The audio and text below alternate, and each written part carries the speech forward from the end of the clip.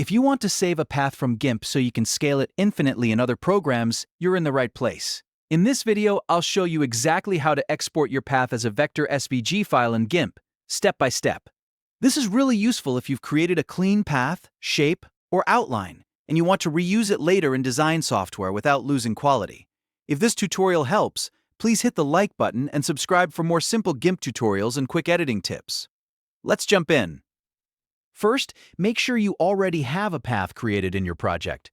Once that's ready, go to the top menu and click Windows. From there, open Dockable Dialogs, and then choose Paths. This will bring up the Paths panel if it isn't already visible on your screen. In the Paths dialog, you'll see the path you created listed there.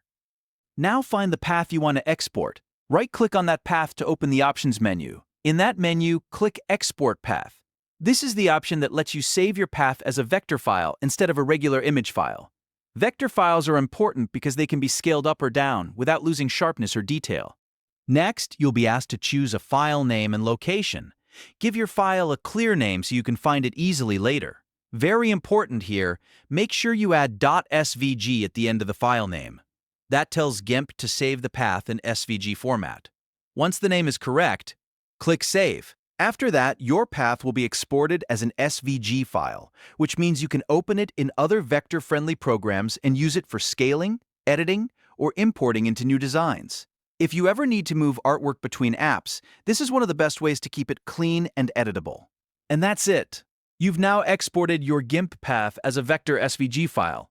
If this video helped, don't forget to like, subscribe, and turn on notifications so you don't miss the next GIMP tutorial.